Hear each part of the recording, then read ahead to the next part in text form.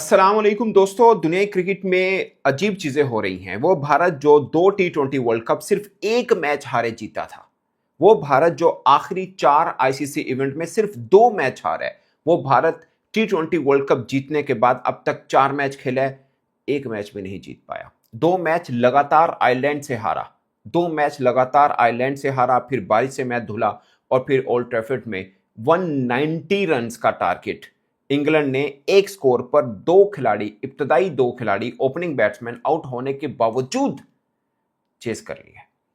ठीक है, इस इंडिया के अंदर पांड्या नहीं है, इस इंडिया के अंदर बुमराह नहीं है, मगर ये वो टीम इंडिया है जिनके बारे में माइकल वॉन ने यह कहा था कि अगर इंडिया अपनी 2 टीम उतारे और दोनों वर्ल्ड कप खेले तो फाइनल इंडिया की ही 2 टीमों के बीच में होगा। ये वो टीम इंडिया है जिनके बारे में लिविंगस्टन ने कहा था कि ये अपनी 4 टीमें भी बनाकर मैदान में छोड़ सकते हैं और चारों धांसू टीमें होंगी। ये वो टीम इंडिया है जिनके बारे में पाकिस्तान टीम के कोच माइक हैसन ने कहा है कि they are the best by a mile.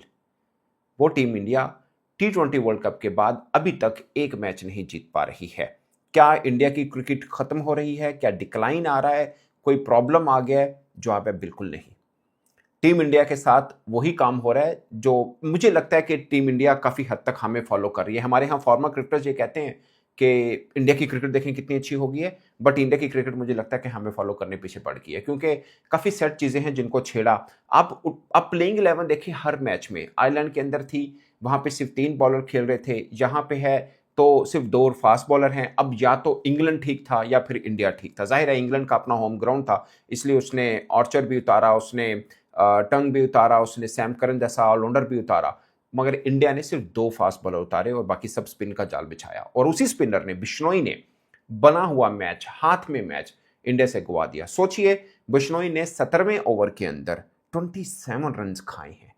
27 run, वो ओवर था जहां से मैच बनना है। रवि शास्त्री बार बार कमेंट्री में कह रहा था कि सिर्फ इंग्लैंड को एक अच्छा ओवर चाहिए। उस वक्त भी मैच इंडिया के पास था और उस ओवर शुरू होने से पहले पहले बेंटन की विकेट गिरती है तो नासिर हुसैन कहता है कि सिर्फ एक विकेट गिरने के बाद, वरुण चक्रवर्ती उस वक्त बॉलिंग कर रहे थे, सिर्फ एक विकेट गिरने की वजह से मैच में 60% इंडिया फेवरेट आ रहा है। मतलब वो जो परसेंटेज चल रही होती है कि 60% ये मैच इंडिया का है। बट उसके बाद एक ओवर होता है बिश्नोई का, 27 रन पड़ते हैं। 4 ओवर के स्पेल में 3 नो बॉल करते हैं और बैक लेग की, अंदाजा कर रहे हैं, फ्रंट फुट की नहीं, बैक फुट की करते हैं। और एक ही ओवर में 2 नो बॉल करते हैं, उसमें 27 रन बैथल उनको मारते हैं। भाई दी बैथल का रिकॉर्ड इंडिया के खिलाफ बहुत शानदार है, खासकर T20 वर्ल्ड कप के सेमीफाइनल में 100 किया और इस बार जो उन्होंने इनिंग की, खासकर बिश्नोई को मारने के बाद अगला ओवर हर्षित राणा का था, उनको भी दूसरी बॉल के ऊपर जो छक्का लगाया है, बहुत ही शानदार जिसे बोलते हैं वो शॉट थी। कलेक्टिवली कहने को एक दिलचस्प मैच जरूर हुआ, उतार चढ़ाव बिल्कुल आए, मगर जीत का हकदार इंग्लैंड ही बनता था जिस अंदाज के साथ उन्होंने क्रिकेट खेली। सोचिए, पहले ओवर के अंदर 2 खिलाड़ी आउट होते हैं, एक स्कोर पर 2 खिलाड़ी आउट हैं। किसने किए हैं? अर्शदीप सिंह ने। फिर उसी अर्शदीप सिंह को पावर प्ले के अंदर 26-27 रन एक ओवर में पड़ जाते हैं, हैरी ब्रूक मारते हैं। यानी एक रन पर 2 खिलाड़ी आउट होने के बावजूद 4.3 ओवर के अंदर 50 भी कर जाते हैं। फिर हैरी ब्रूक की विकेट भी गिरती है, बेंटन मारते हैं, बेंटन की विकेट भी गिरती है, मगर रही सही कसर, नीचे से बैथल कर जाते हैं और कमाल किस्म की वो इनिंग खेलते हैं। बट भारत को एक सवाल का जवाब ढूंढना है कि इस मैच के अंदर तो सूर्यवंशी भी खेले हैं। अब मैं क्यों कह रहा हूं कि ये कहीं पाकिस्तान को फॉलो तो नहीं कर रहे। जब इनके यहाँ कप्तानी की चेंज हो रही थी ना, तो मैं कामरान अकमल से मेरी बात हो रही थी, उन्होंने बोला कि ये गलत कर रहा है इंडिया। इनका सेट कैप्टन था रोहित शर्मा, अगर उसको वनडे में रखना भी है तो उसको कप्तानी से क्यों हटाया, ये समझ में नहीं आया। फिर उन्होंने बोला कि सूर्य कुमार यादव ने इनको T20 वर्ल्ड कप जितवाया है, उसको मतलब कप्तानी से हटाकर श्रेयस अय्यर को बतौर कप्तान लगाया। नो डाउट अय्यर भी बेहतर प्लेयर है, बट कप्तानी से हटाना उसको जिसने एक वर्ल्ड कप जितवाया है विद नो रीजन चेंजेस करना, वो शायद इंडिया को कॉस्टली पड़ गया। एट द मोमेंट भी मुझे लगता है कि उनकी क्रिकेट बुरी नहीं है, they are good side, but अब उन्हें खुद में ये सवाल जरूर उठेंगे कि आखिरी 4 मैचेस में एक भी नहीं जीत पाए। ठीक है, एक मैच बारिश से धुल गया, वो कुछ भी कोई भी जीत सकता था, बट बज़ाहिर अब ये लग रहा है कि वो इंग्लैंड जो 190 का टारगेट चेस कर गई है, वो मैच भी शायद वो जीत सकती थी। खैर, इफ एंड बट वाला मामला है, बट इंग्लैंड ने बहुत ज़बरदस्त खेल पेश किया है और इंडिया के कैंप में थोड़ी परेशानी ज़रूर होगी, क्योंकि अभी तो संजू सैमसन नहीं खेला, सूर्यवंशी खेला। वो सूर्यवंशी जिसका इंतजार हो रहा था लगातार कि सूर्यवंशी खेलेगा तो ही इंडिया जीत पाएगा। मतलब एक खिलाड़ी के ऊपर इंडिया कभी बैंक नहीं कर रहा था ये। और मैं एक चीज़ पे हैरान हूँ, कल की प्रेस कॉन्फ्रेंस हुई है मोनी मॉर्कल की, उन्होंने बोला कि अभिषेक शर्मा हमारा नंबर 1 टी20 बैटर है, Sanju Samson player of the tournament है टी20 वर्ल्ड कप का। तो ठीक है, सूर्यवंशी अच्छा प्लेयर है, बट हम इन दोनों में से किसको बिठा सकते हैं? दोनों को हम बैक करते हैं और यही मैसेज हमारा बाकी खिलाड़ियों को भी है कि आपके ऊपर टफ टाइम भी होगा तो हम आपको बैक करेंगे। बट आज के दिन देखा कि सूर्यवंशी खेल रहे हैं और संजू सैमसन बैठ गए। यानी संजू सैमसन जो टी20 वर्ल्ड कप का प्लेयर ऑफ द टूर्नामेंट है, वो सिर्फ 3 मैच में नहीं चल पाया, 12 बॉलों पे 6 रन्स किए और आपने उनको फारिग कर दिया। सो ये हम लोग करते हैं, इंडिया नहीं करता, यही इंडिया की निशानी है। 5-0 थे अभिषेक शर्मा के, मगर उसको ड्रॉप नहीं किया था। साल 2026 में मेरे ख्याल 6-0 उनके हो चुके हैं, उसको ड्रॉप नहीं किया, इसलिए वो रन भी करता है।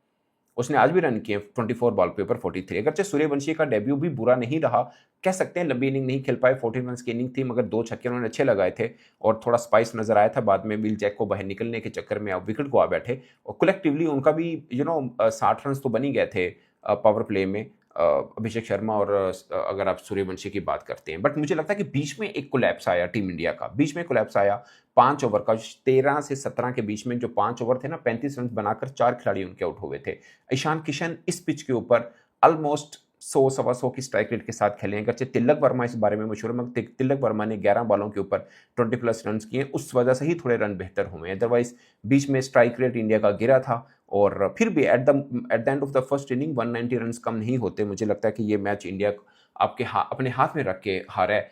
बट एक चीज़ वाजह है कि जसप्रीत बुमराह इंडिया के बहुत सी खामियों के ऊपर एक बहुत बड़ा पर्दा है, खासकर पांड्या भी बीच में। ये 2 खिलाड़ी वो हैं जो टीम इंडिया का भी हिस्सा नहीं है। अगर आप इंग्लैंड की टीम देखेंगे तो आपको पूरी टीम नजर आएगी, मगर मुझे नहीं लगता कि इंडिया इस एक्सक्यूज की तरफ देखेगा भी, क्योंकि उनको लगता, मतलब वो तो कहते हैं हम 2-2 टीमें हैं हमारी और हमारा बहुत अच्छा टैलेंट है, और है भी।